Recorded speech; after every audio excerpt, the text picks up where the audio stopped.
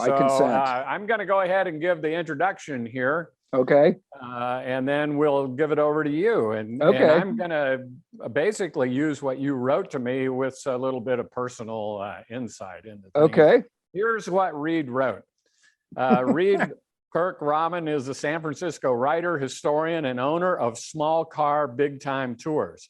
That's how I know Reed, is from Small Car Big Time Tours. We took one of his tours in San Francisco about 2 months ago now, and had a great time. Really liked Reed and the way he gives his presentation, and he was kind enough to agree to give one to us. And so that's how we ended up with Reed here. His father and grandfather were native San Franciscans. Something that was denied to him is he was born and raised in the suburbs of San Francisco. He's always felt a kinship to San Francisco, and he moved there as soon as he was able, and has spent his adult life studying and exploring this unique city. And I can vouch for that. He's my kind of guy. He knows more esoteric crap about San Francisco than anybody wants to know. So that's what's fun. He gives tours of the San Francisco and the Bay Area in his convertible Mini Cooper, and believe me, that's the way to do it. If you go there, we've been to San Francisco several times, done several walking tours, and going with Reed was by far the best way to see San Francisco. Oh, thank you. He's the only one in the country with a Mini registered as a commercial vehicle. When he and his wife travel, they rarely take tours, although we'll cure him of that. And he created his company to be the sort of tour he would take if he was visiting San Francisco. So we're going to welcome Reed, and it's off to you, Reed. Away you go. Thanks, Rocky. Thanks, everybody. I'm just going to address the camera as if you're there. Thank you for having me. This is, hold it. This is real fun. This is going to be an overview of the early history of San Francisco, and then some of the highlights of the city. There's not going to be a deep dive into any one real area, but it is, I hope, going to be entertaining and mostly and informative. Is my goal. And that's why I titled this The Short History and Tour of San Francisco for the Geographically Challenged. It's the idea of, if you can't be here in San Francisco, I'm going to give you a short tour of the city anyway. So let's go ahead here. We're going to start off with, this is an early illustration of San Francisco. And down here, all of this area within here is what becomes the financial district in the south of Market area. So this is Montgomery Street, if you're at all familiar with San Francisco. It's where the financial district sort of ends and Chinatown begins. So as I said, Viojet, he did this illustration in 1837 when he was employed soon after he was arrived in San Francisco. This is an illustration of the Pueblo of Yerba Buena when the United States gets the land from Mexico. And obviously it's not completely in proportion, but it gives you a sense of there really isn't much going on in San Francisco, even 25 years after Mexico gains independence. San Francisco is not a really good piece of land. And aside from being sort of just the first good cove after you enter the Golden Gate is over here, you come around this way, there really isn't much going for it. So, as you can see here, we're a sort of this is before the Americans this is when the Americans take over. It's a sleepy little sort of backwater Pueblo. And by the way, when the United States takes over, after war is declared, there really isn't much of a war going on. Captain Montgomery goes up into the town square, which later on becomes Chinatown, raises the American flag, declares that he has taken over Yerba Buena for the United States, and everybody who's in the town, which amounts to a couple hundred people, kind of shrug their shoulders and go, okay, so we're Americans? And he goes, yeah. And they go, okay. And they have a party. so, so it was a pretty bloodless transition in Yerba Buena.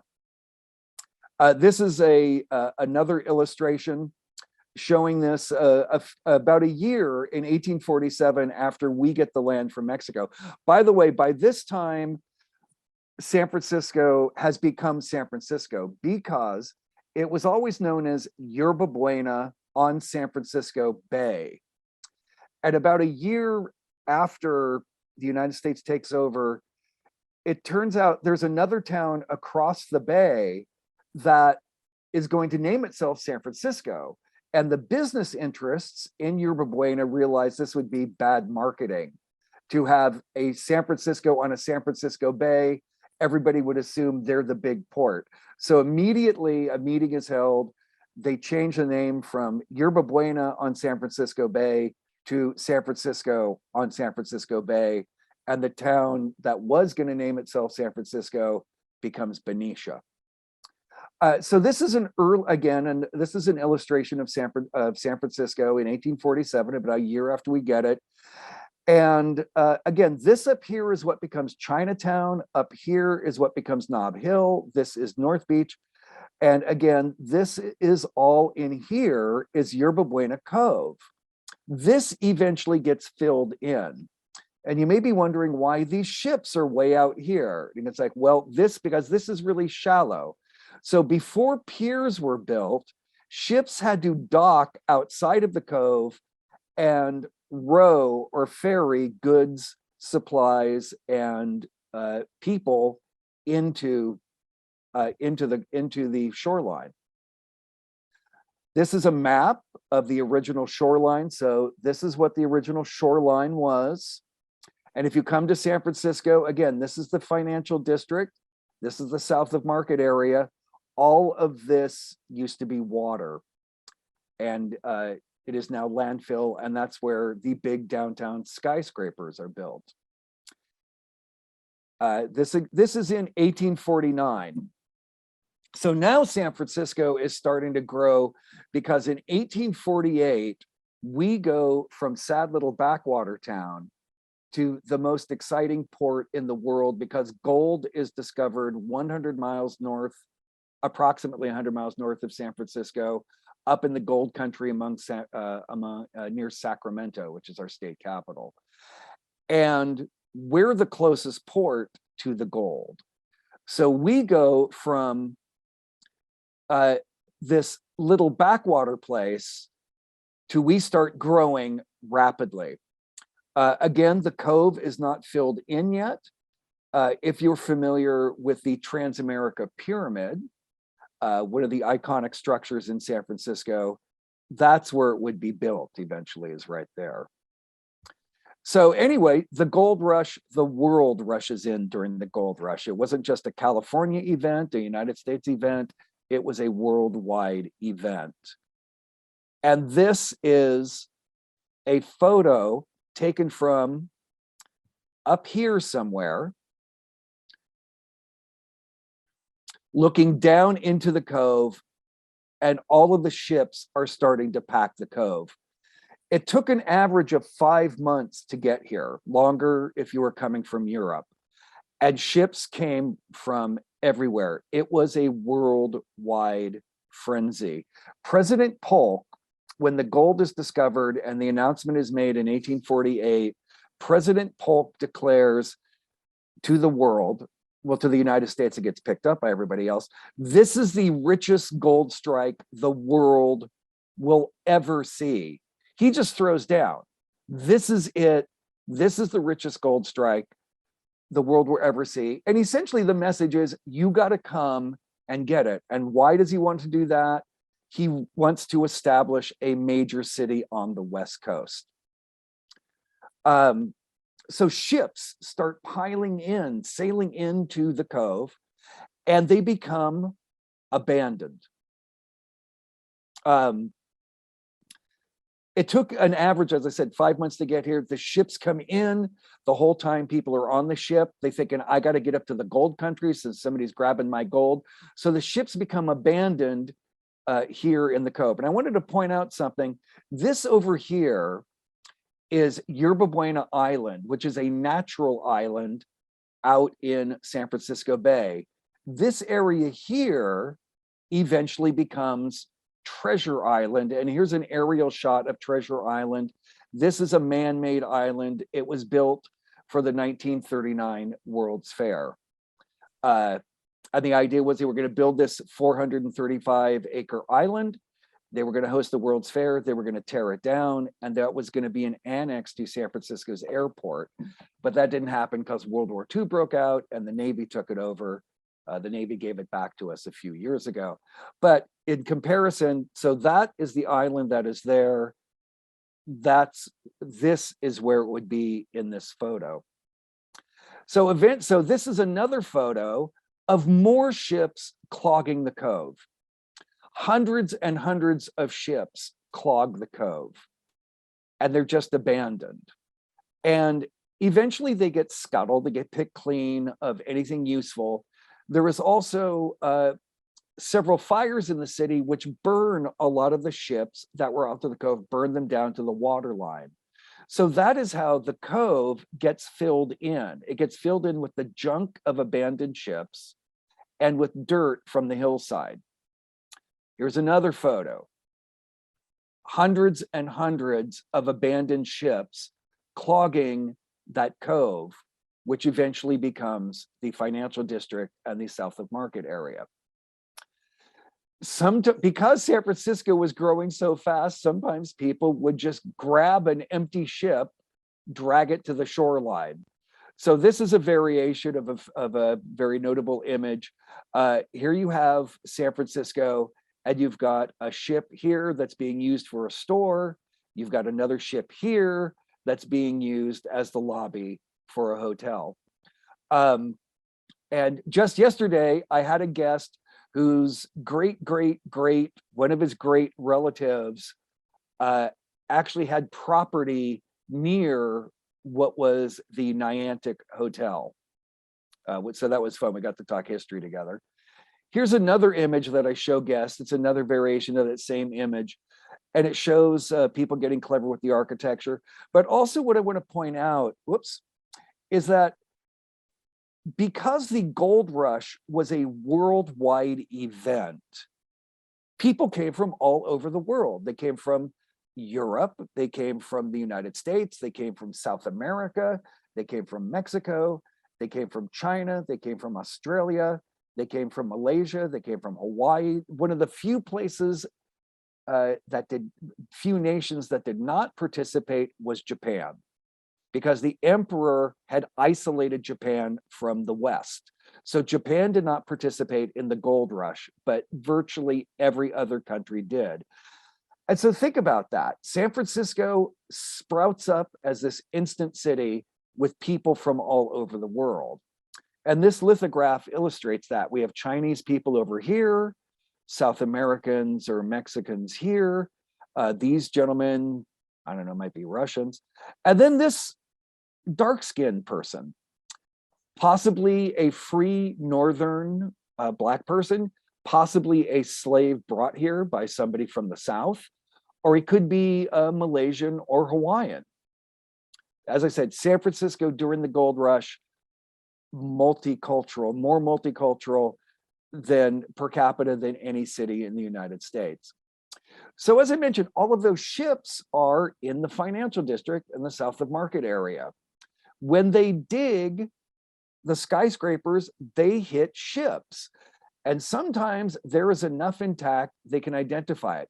So here is a map showing approximately 50 ships or more that they've been able to identify when they were digging out the foundations of buildings underneath the financial district.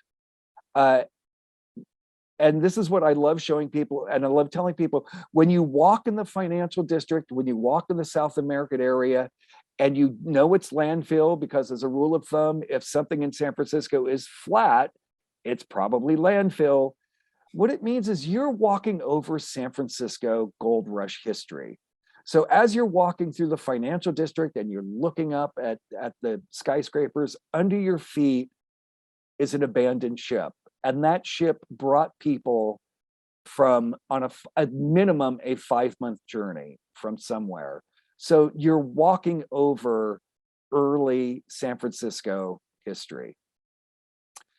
So that's a brief introduction to the early days of San Francisco and the early days of Chinatown. So now we're going to, or San Francisco. Now we're going to talk about Chinatown. And of course, one of the main questions is why does Chinatown look like it does with all of its fanciful architecture?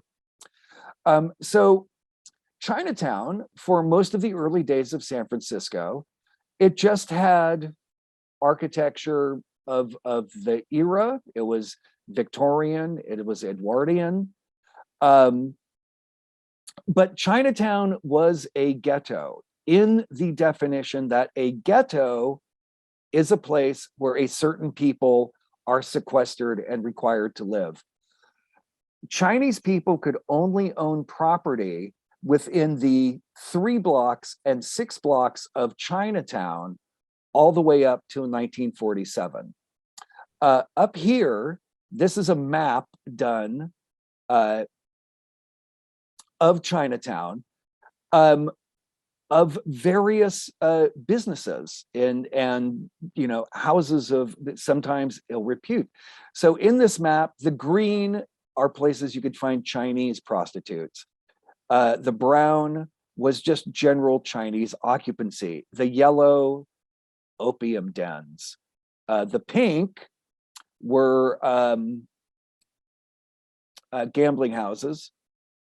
So there was detailed maps done of Chinatown. This gives you an example of how they mapped it out, and they noted the various gambling, opium dens, regular shops, and stores. This got changed. Sullivan's Alley now became Jason Court. So this gives you a sense of, the government, the local San Francisco government was, treated Chinatown very much as an exotic place and a place where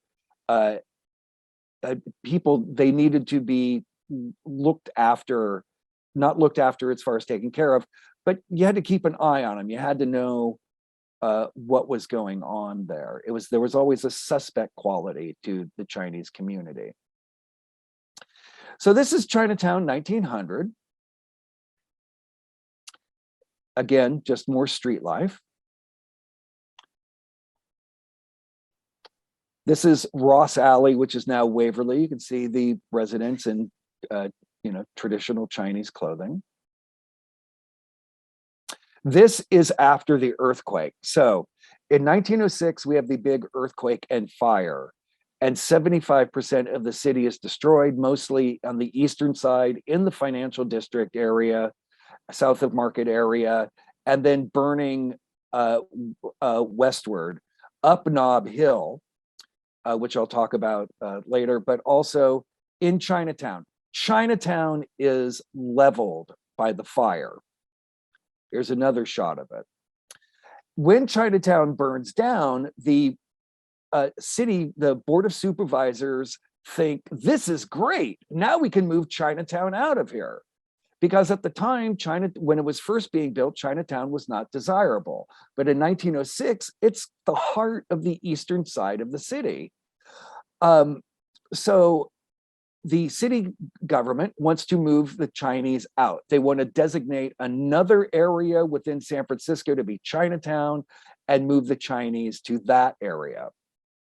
The idea that is finally decided upon, here's a photo of people watching the fire come up the hill towards Chinatown.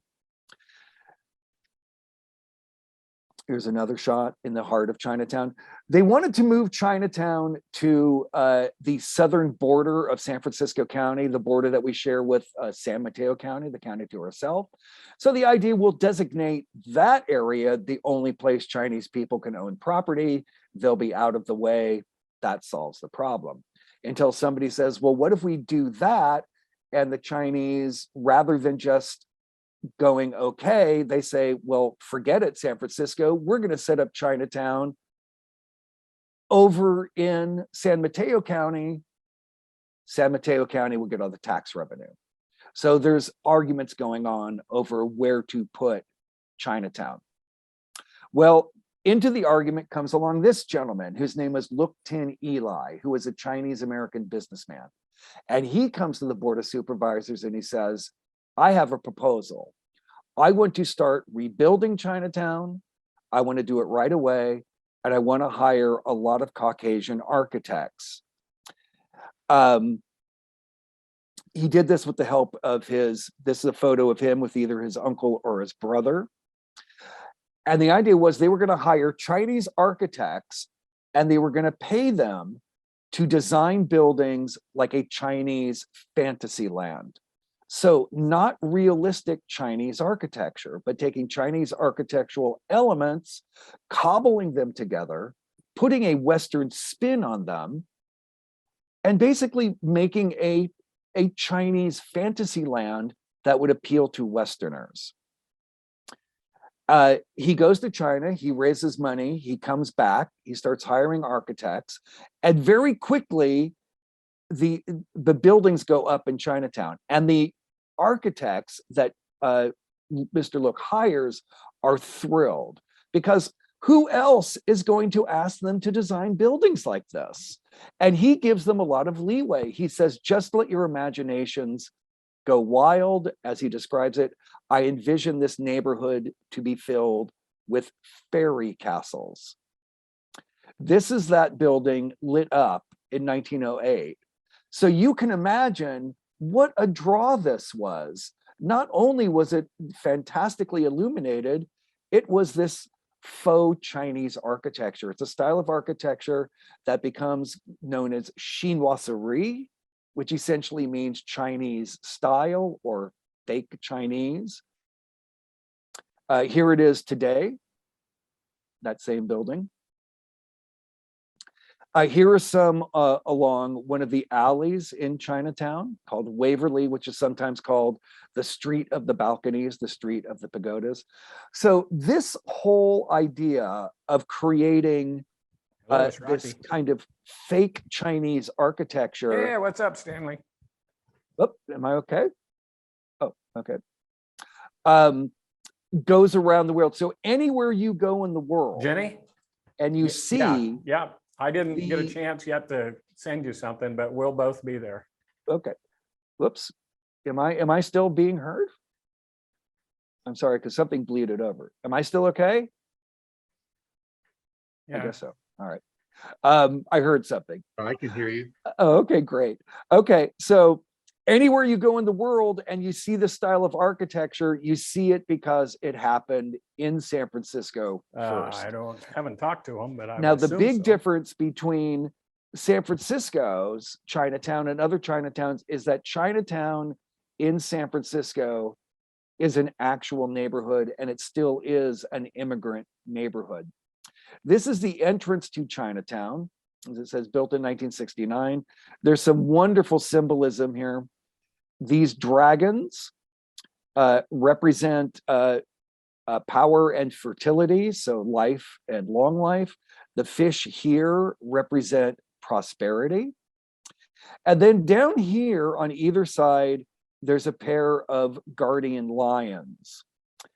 And they always come in pairs, and they have symbolism. These lions guard entrances, and they might be rendered differently, but the symbolism is always the same. So the male lion always has his paw up on a sphere of some kind. So the male lion symbolizes he is protecting all of the material things beyond the entrance. The female, she has her paw up, kind of hard to see here, but it's a lion cub. So she symbolizes she is protecting all of the life behind the entrance. So it's kind of an old age division of labor. The men protect the stuff, the women protect the life. Here's a postcard from 1910, again, just showing some of the fantastic chinoiserie. There was an addition to Chinatown. This gentleman, and I love his title, Director of Illumination for the 1915 World's Fair, which I'll talk about in a little while. But for the 75th anniversary of California statehood, which would be 1925, because we were admitted as a state in 1850, he designed these fantastic dragon lamps. And you can still see these in Chinatown. So now we're going to move up the hill from Chinatown up to Nob Hill. And we're going to talk about how Nob Hill, which was the hill of the wealthy, was affected by the earthquake and fire. And I say mostly the fire because the earthquake in 1906 was big. They estimate it was between 7.9 to 8.1 on the Richter scale. They did not have the Richter scale, so that's what they figure. But the earthquake only affected 2% of the buildings. It was the fire that did the damage because the earthquake decimated the water system. So there was no water to fight the fire. Gas lines were snapped. If all we had was the earthquake, we would have been okay. It was the fire which destroyed 75% of San Francisco. This is one of the great mansions up on Nob Hill. This was the home of a man named Mark Hopkins. Mark Hopkins was the bookkeeper of a group of men called the Big Four, who were Collis Huntington, Leland Stanford, Mark Hopkins, and Charles Crocker. And these four guys built the Central Pacific Railroad from Sacramento to Promontory Point, Utah, completing the western half of what becomes the Transcontinental Railroad. And these four gentlemen run every scam in the book and get insanely rich. This was the private home of Mark Hopkins. Mark Hopkins was the bookkeeper of the Big Four. This is an interior of the Mark Hopkins Mansion. This is another interior of the Mark Hopkins Mansion. Here it is being seen from California Street. When Mark Hopkins died, because he never actually lived in it, but his heirs donated it to the San Francisco Art Association. And in 1906, it burned to the ground. And that's where they eventually built the Mark Hopkins Hotel. But as you can see, it went from this to this because the fire raced up Nob Hill. And eventually the Mark Hopkins Hotel was built on that site. This was the home of a man named James Flood. It survived because it was made of stone, specifically Connecticut brownstone. James Flood was a New Yorker who made a fortune in silver. He wanted to have the first brownstone mansion west of the Mississippi. So he had Connecticut brownstone shipped all the way from Connecticut, all the way around South America, all the way up San Francisco, so he could boast he had the first brownstone mansion west of the Mississippi. So in the fire, it is reduced to a shell. This is the mansion before the 1906 fire. And this is it after the fire. So it stands, but it's a shell. After the fire, Flood is long dead. He doesn't, his heirs don't want to deal with it. And they sell the shell to the Pacific Union Club, which is a very exclusive and private men's club, which it still is today, a club for very wealthy, rich men, no women allowed to be a member. Here's another shot of it during the fire. Here's a shot of it today. And it still stands, and it still is, as I said, basically a clubhouse for rich men.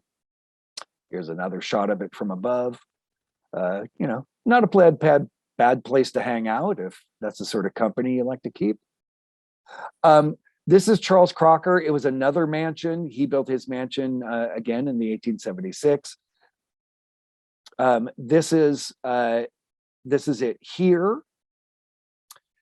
This is the Huntington Mansion, and then over out of frame is the mansion of James Flood. So notice this here. Charles Crocker was one of the big four, as was Collis Huntington. All of these structures burned down in the 1906 fire. But notice this here. This is a fence that Charles Crocker built around a small cottage that was over here in the corner of the block, because Charles Crocker was infuriated that this person, a gentleman by the name of Jung, would not sell him his cottage so that he could boast he had the whole block, like his business partner, Collis Huntington. So when Jung didn't sell, Crocker put up a 4-story fence around Jung's property.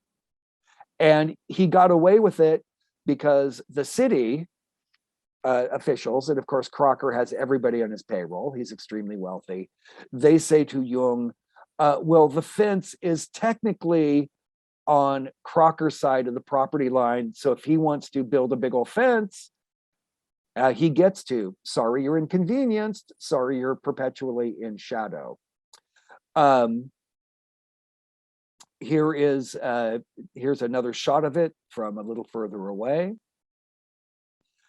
Here's a close-up of it. It becomes, what happens is Jung just leaves, but he doesn't sell. So Crocker lives out his life staring at this fence that he built out of spite until the 1906 fire burns down everything. In the place of where Crocker had his mansion, they have this church, Grace Cathedral, which is a wonderful cathedral on top of Nob Hill. It has very interesting stained glass, some of it dedicated to 20th century accomplishments and 20th century personalities. So we're going to go back down the hill. We'll go over to Coit Tower and Telegraph Hill. And this is a picture of Telegraph Hill and Coit Tower these days. A spectacular photo taken where the sun is hitting it from the west, illuminating it with the gorgeous light that we can get. Here's what it looked like in the early days, when Telegraph Hill was just another hill in Yerba Buena Cove. And it says, watching for the steamer. The reason all of these people are waiting for the ship to come in is because mail arrived about once every 2 months. And remember, pretty much everything was done by ship. Certainly delivering mail, delivering goods was done by ship. It was not coming overland. So receiving mail from back home, plus newspapers, plus magazines, was a big deal. So when a mail steamer was coming in, everybody was excited because that meant news from back home. Remember, there wasn't any telegraph. There wasn't any communication with the outside world except for coming in on the ship, and occasionally people bringing in a few newspapers, maybe journals coming overland. But generally the bulk of it was coming in by ship. And it was called Telegraph Hill because there was a telegraph up here, which somebody was up here watching out in the Golden Gate for the ships coming in. And then when they identified the ship, they would telegraph that information down into Yerba Buena Cove. And when news of like I said, a mail steamer coming in, everybody got excited. This is a photo taken out in the bay of Telegraph Hill. No tower yet. Here it is in 1903. Again, no tower. And here's the tower. Now, the tower was built with, by the way, this statue of Columbus is not there anymore because the city got tired of people vandalizing it. The tower was built in the early 30s with money that was left to the city, that was actually bequested to the city by Lily Hitchcock Coit, who was this amazing woman, bit of an eccentric, but there were two things that she loved. She loved the fire department and she loved the city of San Francisco. There are stories that when she was a young girl, she saw two volunteer fire brigades. This was in the 1850s, racing up a hill, two fire brigades racing each other to see who's going to get first water on the fire. And she drops her school books. She's 16 at the time. She drops her school books, run over, starts helping the firemen. One of the brigades pulled their fire cart up a hill. And they thought this was amazing that this young woman wanted to help. This infatuation and devotion to the fire department continues into her adult life when the volunteer fire departments become a municipal fire department. So when she dies in 1929, she is a wealthy woman. She has married a financier named Henry Coit. Henry Coit dies. She inherits the money. When she dies in 1929, she leaves $150,000 to the city with two specifications. Number one, she says you have to use part of it to build a statue that honors the volunteer fire brigade, which is in a park down below Telegraph Hill in the North Beach section of San Francisco.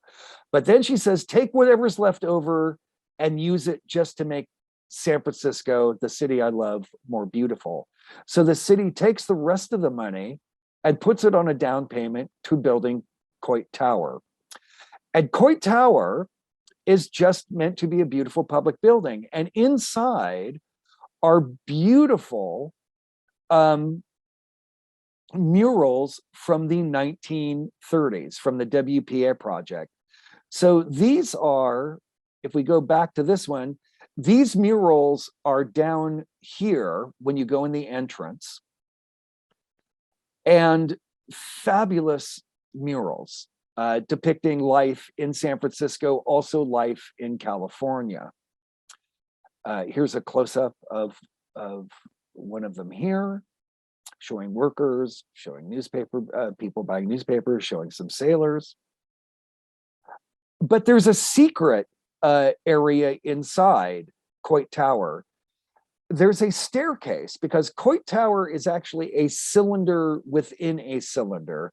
You could actually walk up to the top on a staircase. That is not open to the public anymore.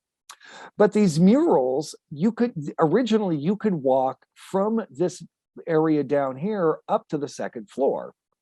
Well, they closed that off years ago because there wasn't any real way to supervise and protect these murals. They were afraid people would touch them. So now they're only open on a special tour given by a city organization under the public library called City Guides. They're very small and they're guided.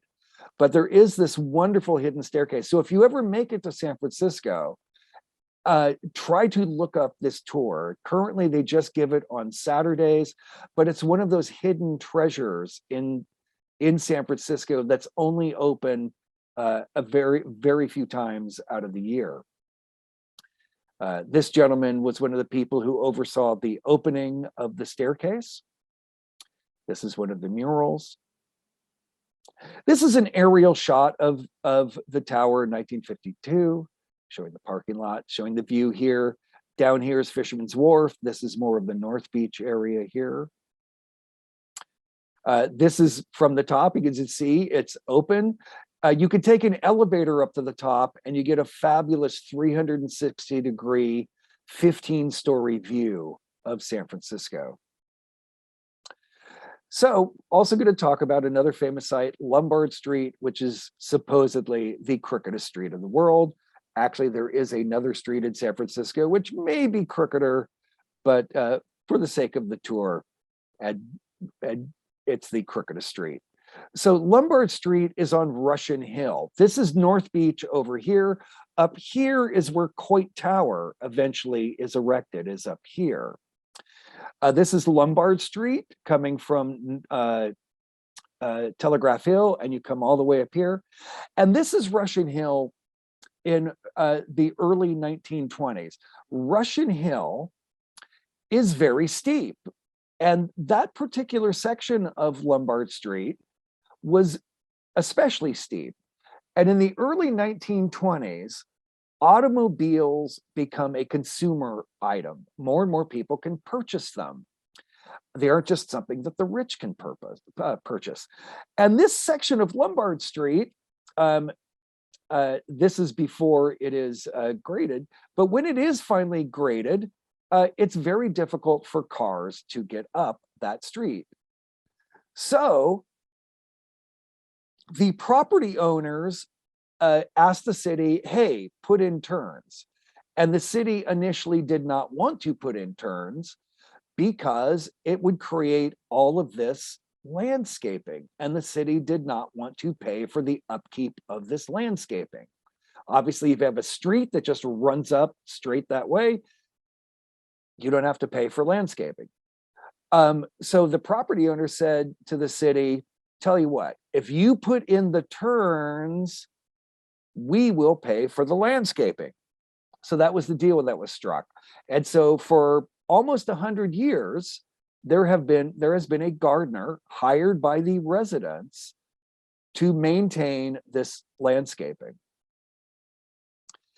Here it is again in 1922, 23, cars coming down it. The landscaping has not come in yet.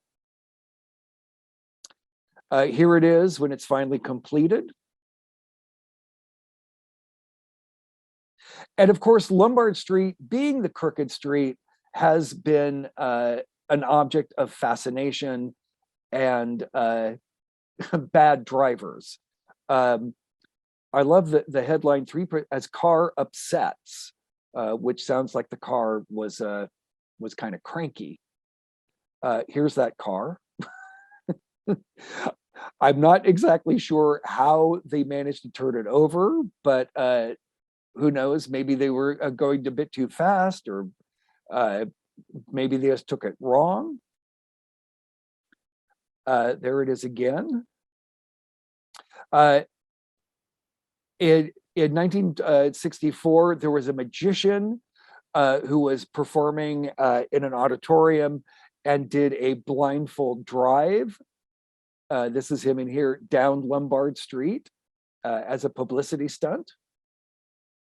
And then in 1969, a driver came down Lombard Street and got stuck. I'm surprised this doesn't happen more with everybody's relying on GPS, because I have seen people get stuck on some of San Francisco's steep hills because the GPS goddess has told them to go down. And here's a shot of how it looks more or less. This is from a few years ago, but you can see it's a beauty, the beauty shot of Lombard Street. And it wasn't the city and the people who live on Lombard Street were not the ones who promoted it as a tourist destination. In the 50s, Life magazine publishes a photo essay of San Francisco, which includes a photo like this, a beautiful shot of Lombard Street. So people all over the world, or now all over the United States, pick up their Life magazine and they go, oh, when we go to San Francisco, let's drive down this crazy street. And then in the 60s, postcard companies start publishing postcards. So people come to San Francisco, buy the postcard of Lombard Street, and say, let's go drive down the street. So it was tourists discovering the novelty of Lombard Street, which made it a tourist attraction. It was not promoted by the city, and certainly not by the residents. So we're going to go head out towards the western side of the city for the Palace of Fine Arts and the 1915 World's Fair. So this is a photograph taken from up on Russian Hill, and rather than looking towards Telegraph Hill, which is in the east, this is from Russian Hill looking west. Over here is where the Golden Gate Bridge eventually comes in. And as you can see, this side of the city, not a whole lot going on. In the early days of San Francisco, it's kind of a slog to get out here. Here it is in the 1880s. It started to get a little, what becomes the Marina District gets a little more filled in.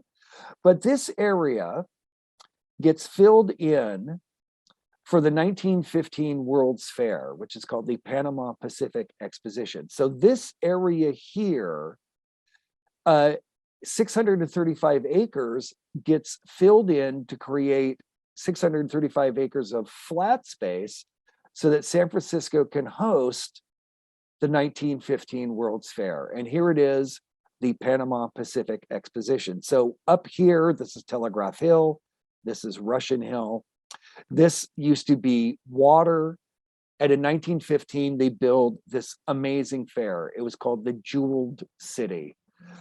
It was amazingly successful.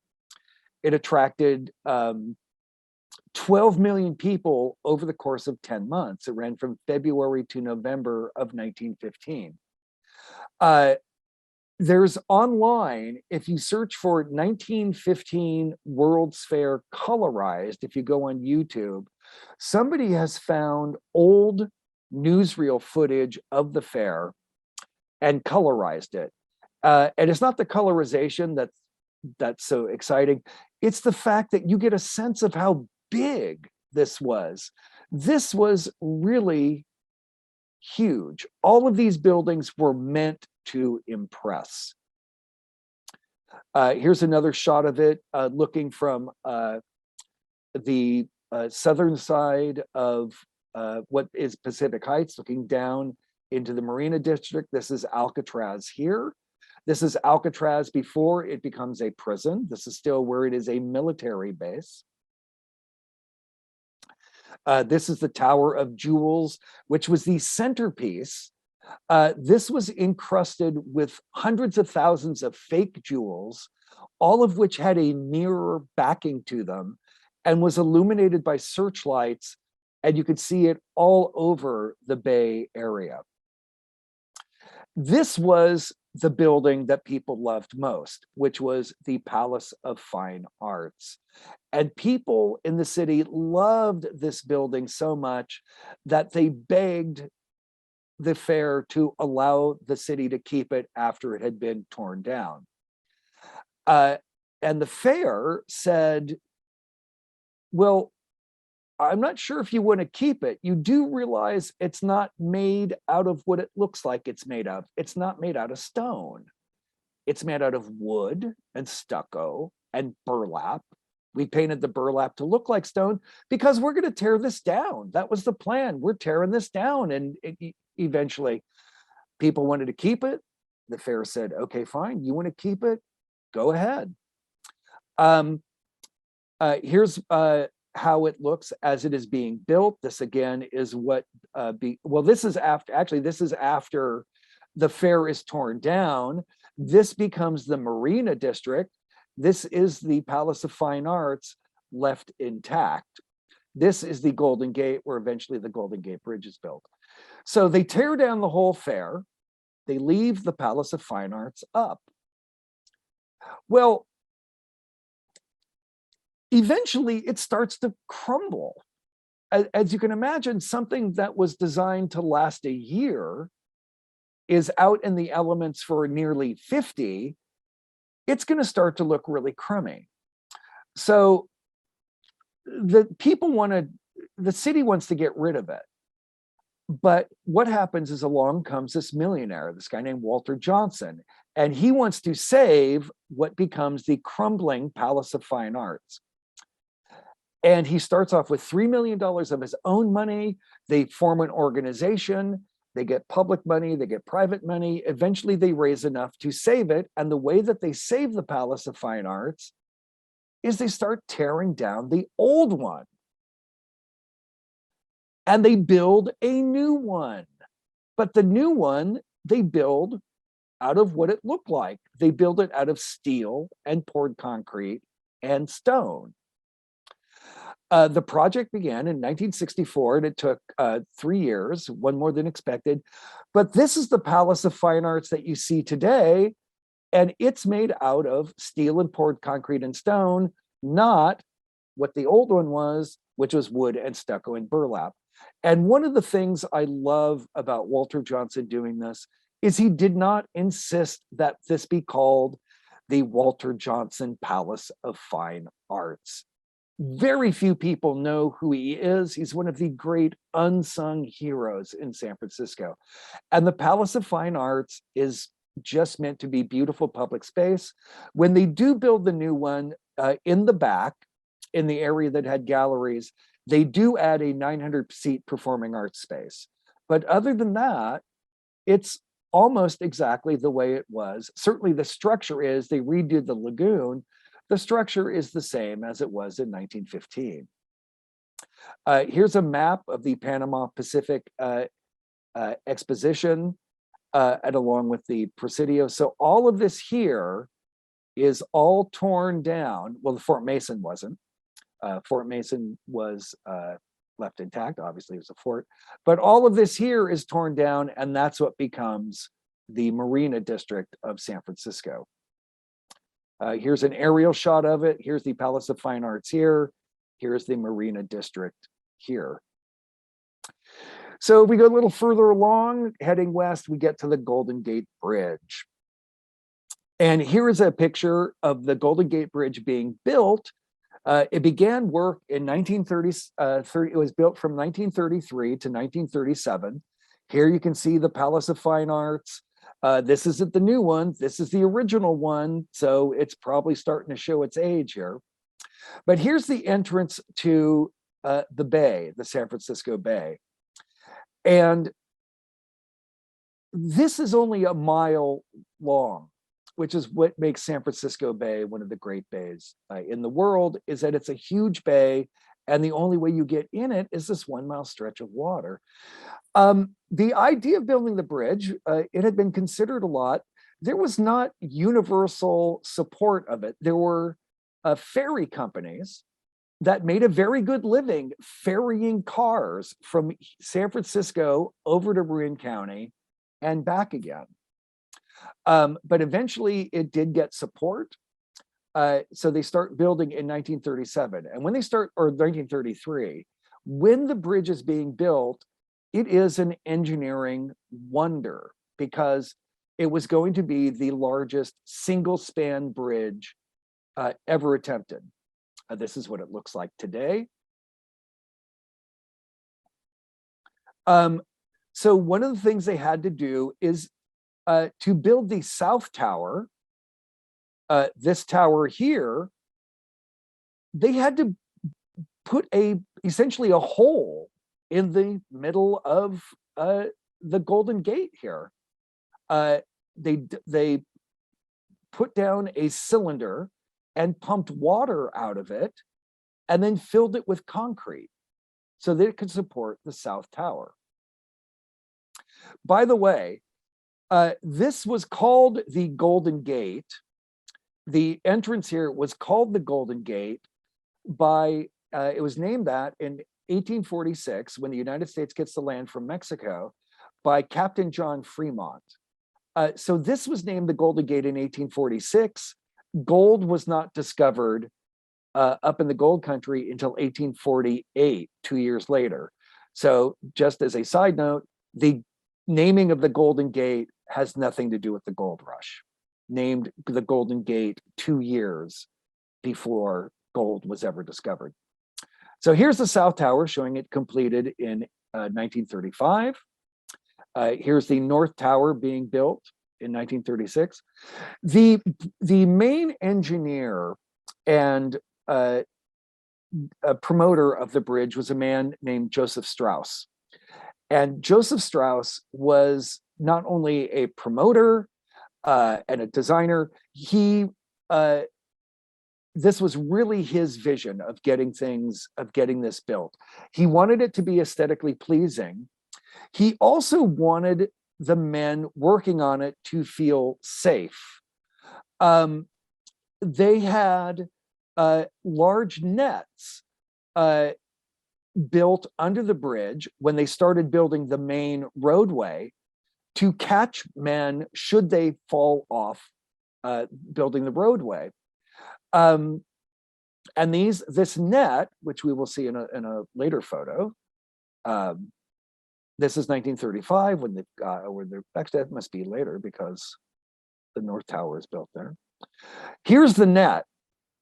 That was built, and you can see they're building the roadway. This net was installed so that men, if they fell off from here, they would fall into the net, not into the bay.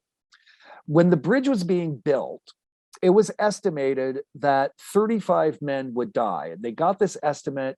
It was the insurance companies who, on big public projects, the general rule of thumb was for every $1 million of a project this size, one man was going to die. So they thought 35 men were going to die.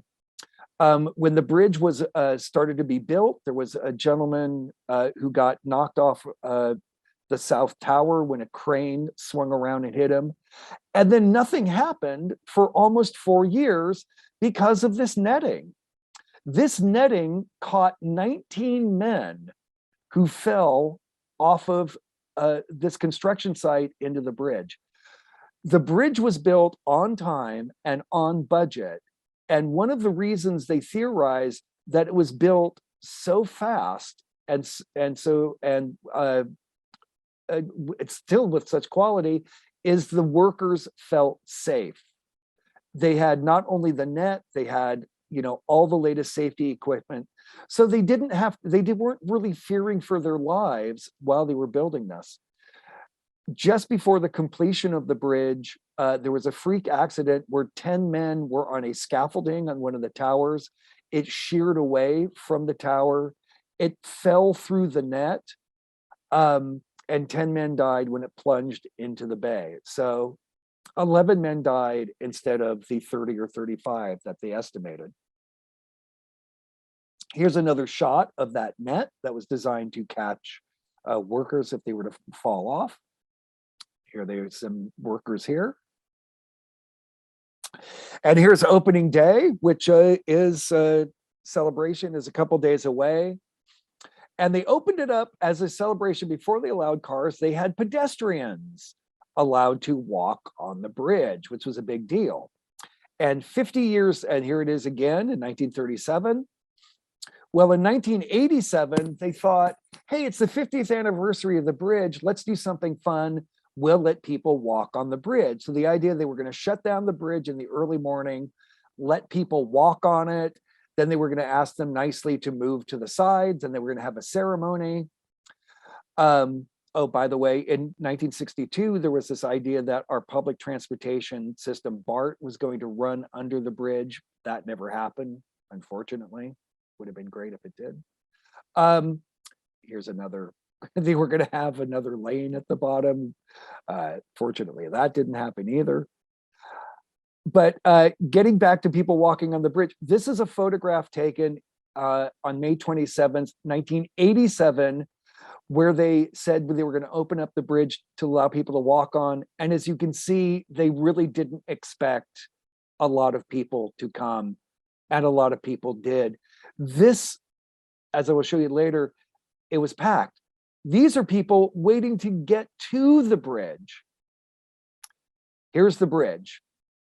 Over 300,000 people showed up. As you can see, they are on every square inch of the bridge. There were so many people on the bridge. Look at this. Kind of took everybody by surprise. The bridge flattened out.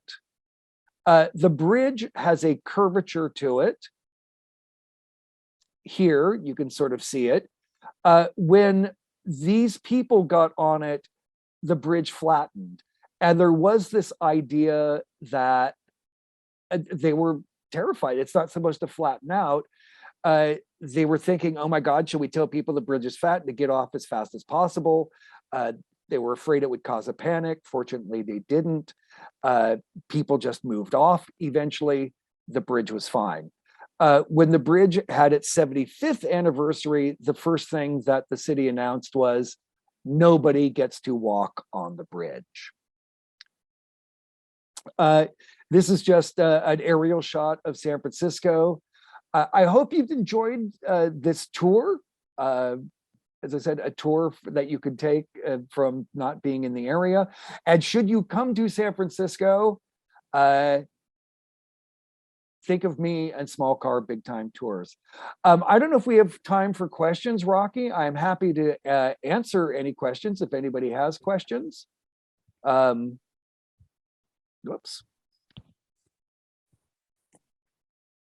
Okay. So I can see the podium. I don't know what you can see of me. If you We can see you. I'm going to can. read the questions out here, Okay, Reed, since you probably can't see them. I can't. No, Oh, okay. There, answer the question. no, I can't see them. Oh, okay. No, The first question is, and I'm not sure you know this, what does the word Yerba mean in Yerba Buena? it means herb. Yerba Buena means good herb. Buena good means herb. good. Yerba means herb. It was named for a specific mint-like plant that grew on the shores of Yerba, of the cove there. So that's what the Spanish and the Mexican citizens called. They called it Yerba Buena for the plant that grew in the cove. Cool. I like this guy. You know, he knows this stuff. I Any hope I other know questions stuff. out there in Zoom land? Any other questions?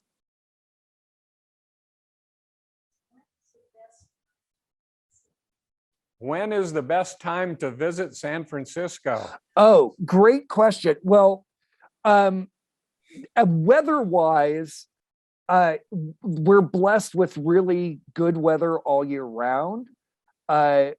That makes, you know, that's one of the wonderful things about San Francisco is it's never too hot and it's never too cold, which makes San Franciscans kind of wimpy about weather extremes.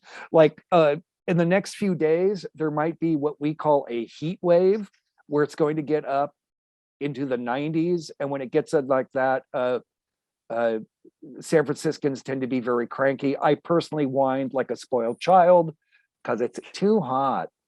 But the best time, I think, to visit is anytime not the summertime. Because San Francisco, being a tourist town, gets a lot. I would recommend October, November, so maybe end of September through the middle of November, and then end of February to the middle of March.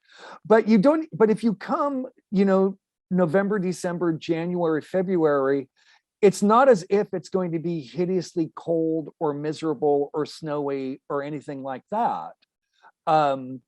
You know, there's a more of a chance it will be, but you're not going to have to contend with blizzards. But really the best times of year I would travel, as I said, end of February, middle of April, and end of September, middle of November are the absolute best times.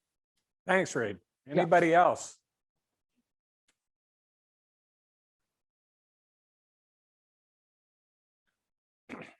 All right, I'm going to step up here and thank all the people in Zoom land who came to enjoy Reed's presentation. And Reed, I really want to thank you for taking the time to put this together. And thank you for having us. me, Rocky. I hope everybody enjoyed it. I hope they got something out of it. I did. Okay. And, you know, even though I was with you for the 3 hours,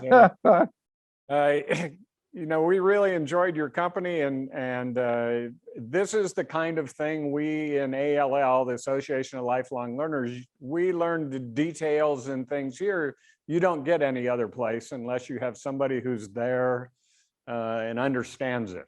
So we appreciate you giving that to us, and we may hit you up for another one here sometime in the future.